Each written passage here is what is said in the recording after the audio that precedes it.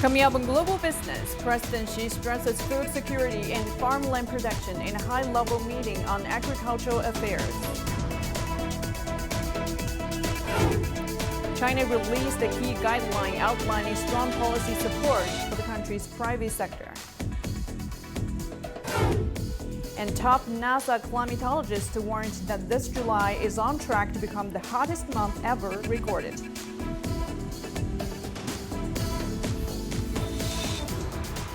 Hello and welcome to this edition of Global Business here on CGTN. I'm Guan Xing in Beijing. And first up in the program, China's Central Commission for Financial and Economic Affairs held a meeting to discuss farmland protection and the transformation and utilization of saline alkaline land.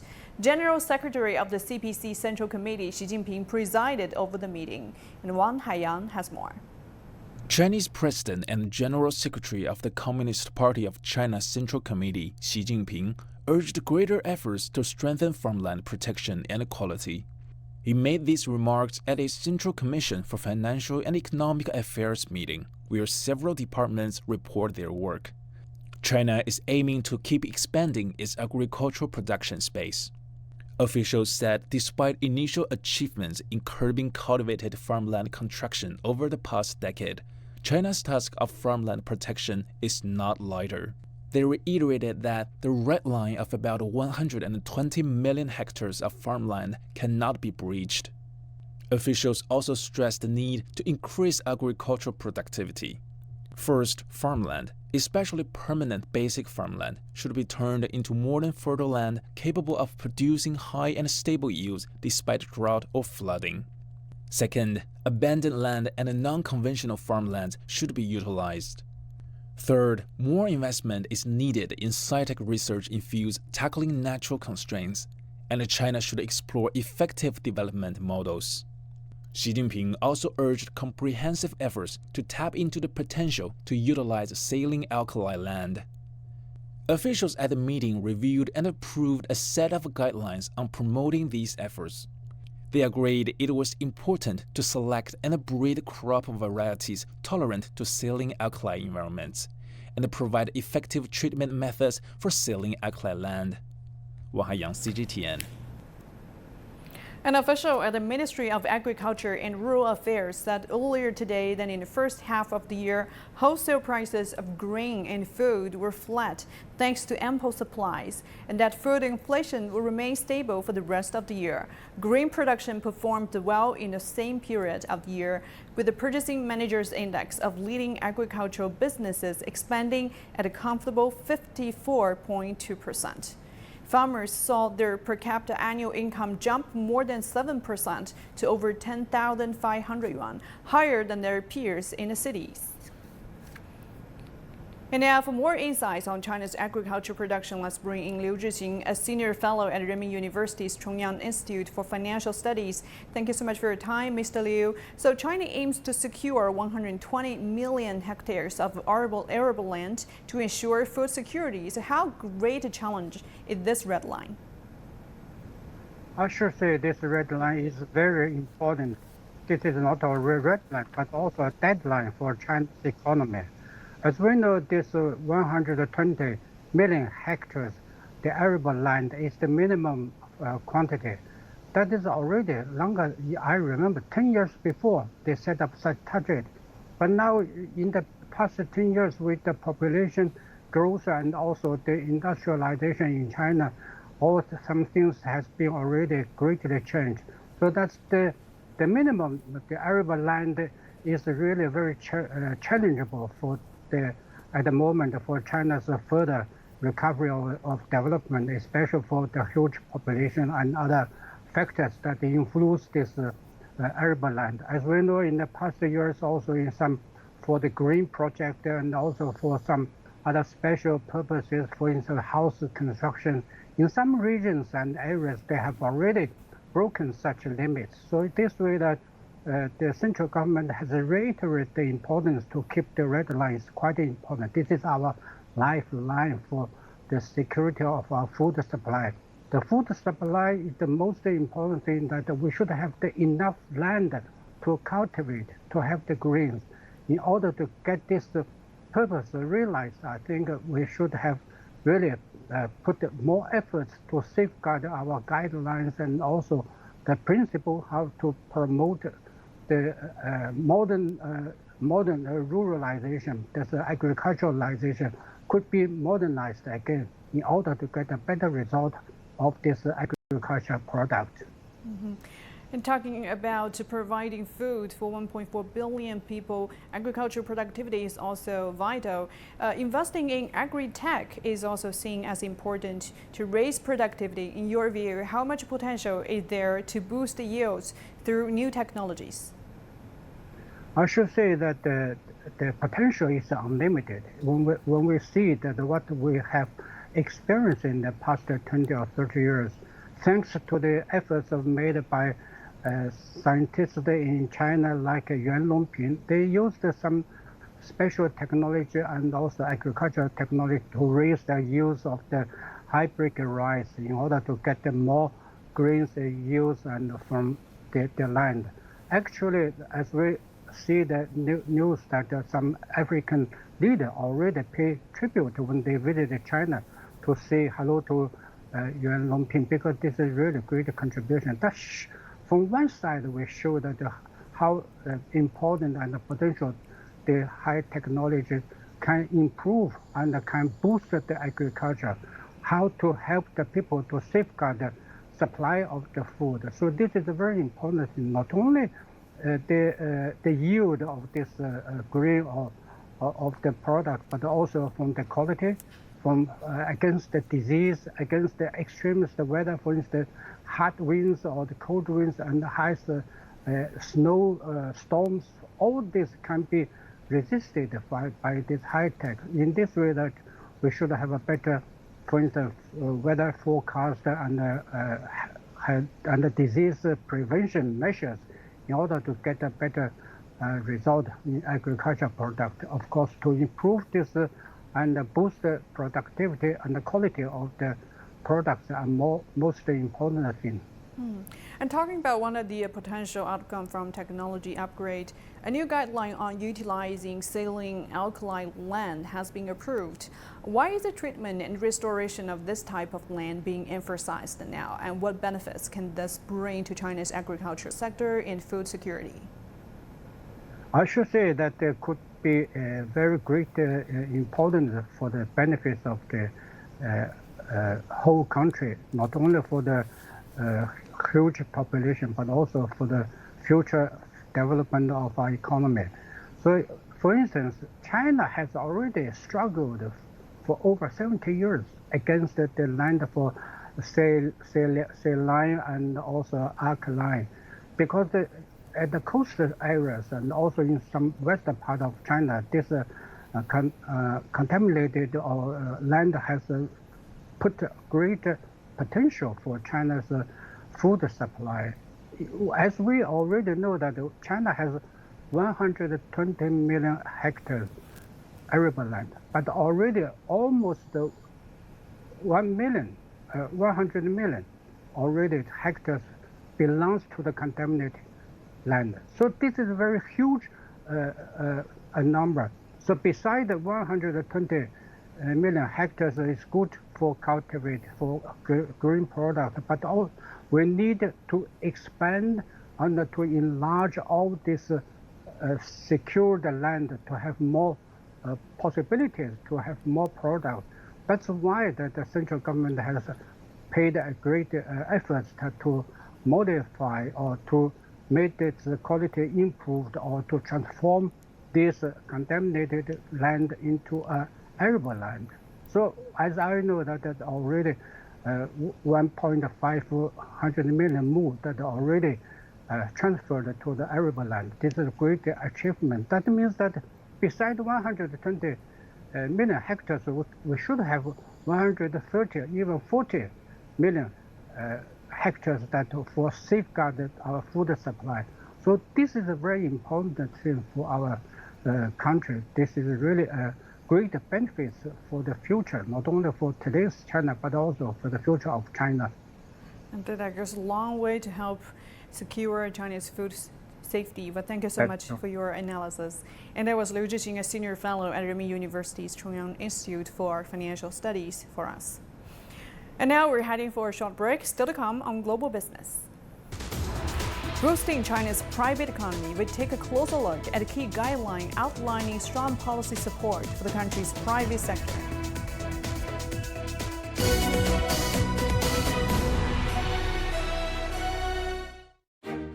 China's GDP grew 5.5% year-on-year in the first half of 2023, despite global economic headwinds.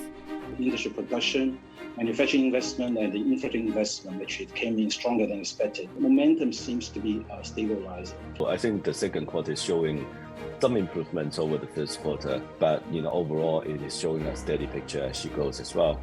Major drivers like consumption and services are instilling confidence that the economy's rebound is sustainable. Yeah, consumption and service normalization is a key driver for China's post-reopening recovery story for this year. But if you look at the sequential improvement, so it's really showing that growth has stabilized. Looking ahead, how to sustain China's economic expansion and what will be the policy priorities? From policy perspective, some more meaningful measures need to be taken to support the demand side. I think 5% is still achievable. Our forecast for this year is to 5%. Join us as we go beyond the numbers to track China's growth momentum as the country revitalizes its economy and set a course for high-quality development. Only on BizTalk, only on CGTN.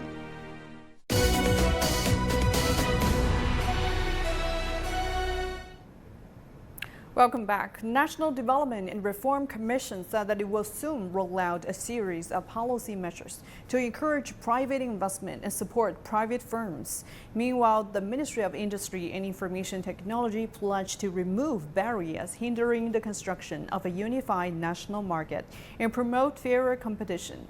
The ministry added that it will continue to increase support for specialized and sophisticated small and medium-sized firms to boost their development. All of this comes after China issued a top-level document for promoting the development of the private sector, which details 31 measures, such as supporting better access to funding for private businesses and reducing market entry barriers. The guideline to support private firms has been widely welcomed by business leaders and academia as it addresses concerns and outlines the direction of future development for the sector. Take a listen.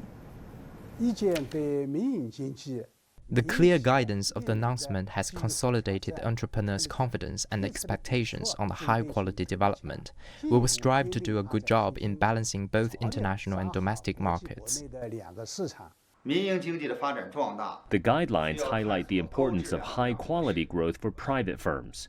We will pay more attention in the future to improving the independent innovation ability in science and technology and carry out more research on key core technology. The guideline has answered most concerns among private firms, including protection on property rights, support for entrepreneurs and companies' financing issues. The enterprises should set up a clear schedule to push forward the completion of the measures. And Chinese authorities will continue to broaden overseas investors' access to the Chinese mainland's capital markets, according to a set of draft measures issued by the National Financial Regulatory Administration on Friday. The regulator said it plans to allow foreign non-financial institutions to invest in asset management companies on the mainland. The move, according to the regulator, aims to strengthen regulation on non-banking financial institutions and promote the opening up the Chinese capital markets. The draft measures are soliciting public opinions until August the 21st. As Asia's largest public fund market, worth almost 28 trillion yuan, China has proved a magnet for foreign financial institutions. As of the end of May, more than 10,000 mutual funds have been released in the mainland. Our reporter Zhang Shixuan talked to two of them and finds out more about the attractions. Foreign financial institutions have long had a presence in the Chinese mainland's financial world. But the market in public mutual funds is a new one for the overseas firms. Having been in the mainland market for almost 30 years, UK headquartered Schroders is the latest to have established a wholly foreign-owned public fund management company here. We have observed many opportunities for excess returns in the Chinese stock market, namely the alpha investment that the asset management industry refers to. From a global asset management perspective, China has become a highly attractive market, considering its highly overall savings rate and low pension savings rate per capita, together with the demographic trends as well as pension and wealth management demands. China scrapped foreign ownership caps in its mutual fund industry in 2020, and since then it has been speeding up approvals. The regulators have now welcomed 4 foreign asset managers to open new fully owned retail fund businesses. With their new mutual fund licenses, some have already made successful launches of their public products. U.S. asset manager Neuberger Berman last November celebrated the opening of its retail fund business in China. So far, it has already released 2 public mutual fund products. The successful launches not only allow us to start building our track records with a decent size, but also it's our first entry to the main distributors within China. For example, our first fund had more than 20,000 investors, which the number is quite surprising to our shareholders. And they rarely have public mutual funds have that many investors in the first year. But versus the population size and the wealth size of China, it's still very tiny. So that's why we do think this market has great potential, even larger potential than the US market from our perspective. Neuberger Berman was the second foreign asset manager after BlackRock to run a wholly owned public fund company on the Chinese mainland. Data from the Asset Management Association of China show that assets under the management of China's publicly offered funds totaled almost 28 trillion yuan at the end of May, and that 47 of the companies in the market are partially or wholly owned by foreign firms, accounting for almost 1/3 of the total. Zhang Shuxuan, ICS for CGTN, Shanghai. And now we're heading for a short break. Still to come on the program. Top NASA climatologist warns that this July is on track to become the hottest month ever recorded.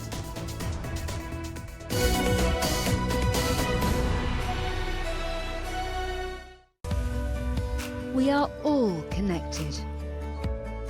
Across borders, across continents, connected by ideas, a shared humanity. Stay connected.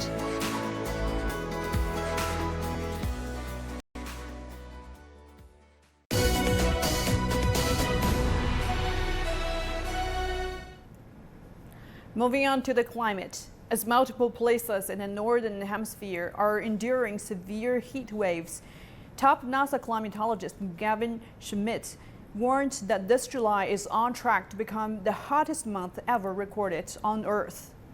Schmidt's prediction was echoed by the Copernicus Climate Change Service based in Europe, which said last month was the hottest June on record due to El Nino and other climate change factors. Southwest America, Italy, Spain, Greece, and Romania are among the hottest regions, with the temperatures surpassing 40 degrees Celsius in recent days. The El Nino weather pattern usually stirs up temperatures and rainfall in countries around the Pacific Ocean, thus affecting grain yields in major food exporting countries in the region, as well as food prices. For example, the world's leading rice exporter, India, has suspended outbound shipments of its non-basmati white rice as heavy monsoon rains caused some grain supply swings and price hikes in the domestic market. However, as El Nino's influence varies depending on geographic locations, some places might have more favorable weather conditions and higher than usual grain yields, and that's why El Nino alone has had very limited impact on food prices globally. As Europe continues to bake this summer, the hot, dry weather has resulted in smaller harvests. Energy supplies are also under pressure due to increased consumption. And for more, let's cross to Evangelo Sipsas in Athens. Hi there, Evangelo. What's the impact of the current heat wave on Europe?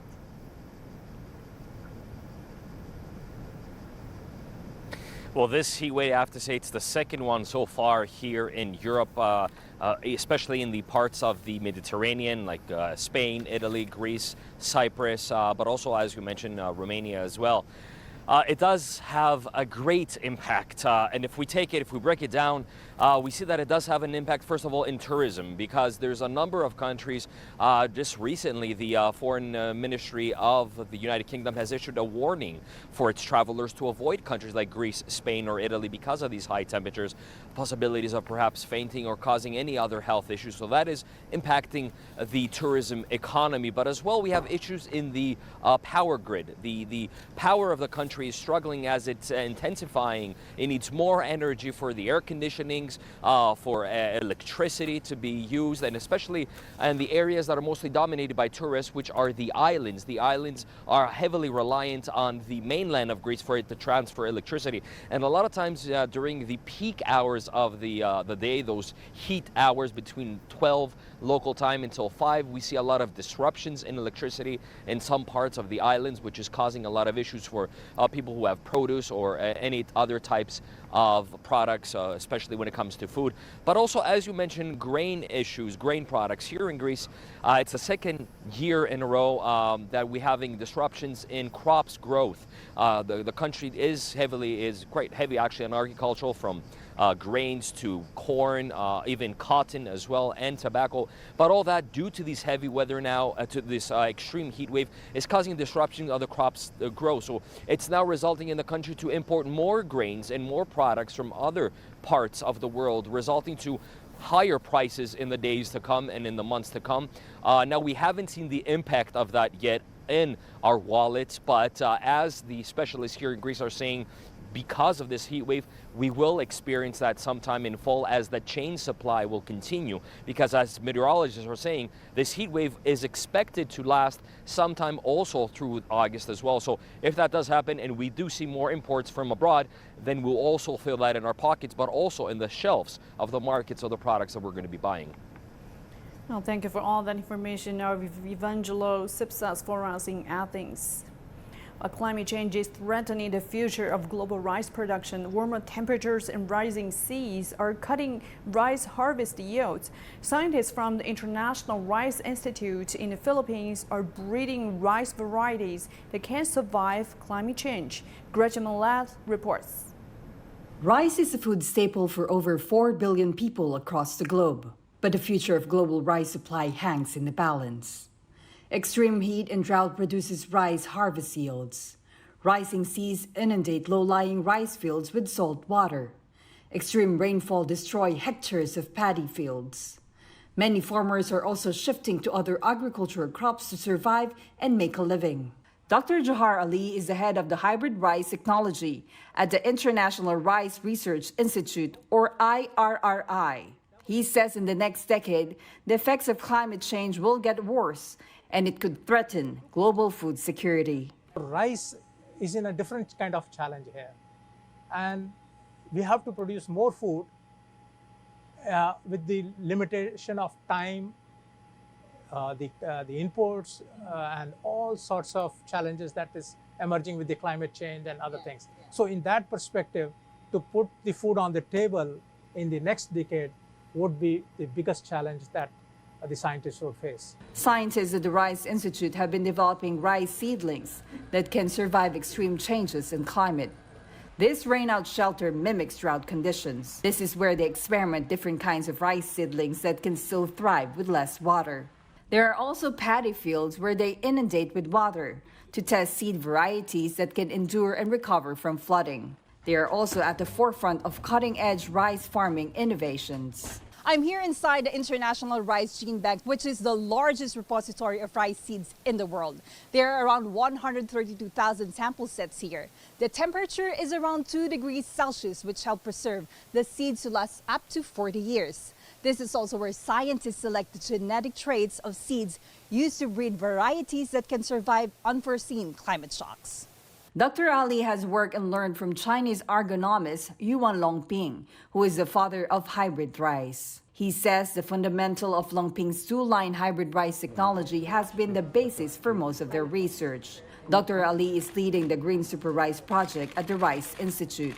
They have successfully developed 35 hybrid rice varieties that are resistant to extreme climate shifts.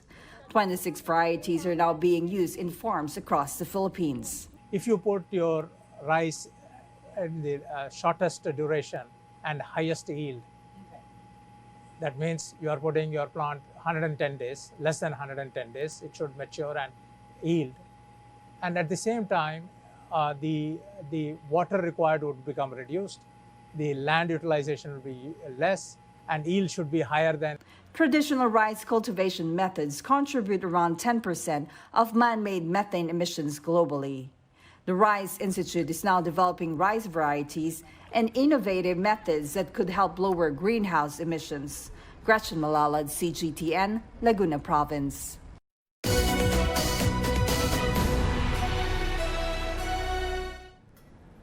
The second CMG Forum has opened in Shanghai. The forum is hosted by the China Media Group and the Shanghai Municipal People's Government. And Wu Bing reports. Calling for media organizations to take joint action to boost global cooperation. That's the message from the second China Media Group, or CMG Forum.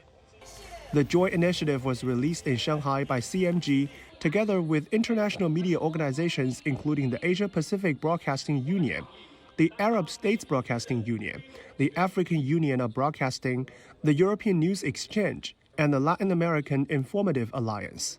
And I think collaboration is key because we are seeing this throughout all industries, not only media industries, but throughout all industries.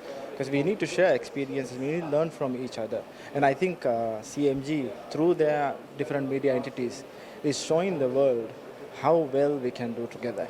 The theme of this year's forum is opening up, inclusiveness, mutual benefit, join hands on the path towards modernization. Many have praised China's modernization path, especially the country's efforts in opening up its economy. Being from Denmark, we benefit from that openness. We enjoy it, and we think also that mutual cooperation that Denmark and China have, also here in Shanghai, is really, really rewarding. Given the nature of global challenges, some visitors have praised the theme this year, saying there's a need for countries to work together. I hope you can get everybody to do that. The world needs it. I know that closing off is not good for anybody. So I hope that China and the West continue to open and work together for more prosperity. At the forum, 4 of CMG's latest works were also announced, including the group's audio and video AI model, a trailer for the multi-language documentary Decoded, China's Modernization, China's ESG report, and a world tour of an exhibition called Journey Through Civilizations. Initiated by China Media Group in 2022, the CMG Forum aims to build a platform for exchange and cooperation between media organizations around the world. 3 sub-forums will be held during the second edition, covering opportunities under global changes, China's high-quality development, and media responsibility, among other topics. Wu Bin, CGTN, Shanghai. And that will do it for this edition of Global Business here on CGTN. Thank you for being with us. The Point with Liu Xin is coming up next. Stay tuned.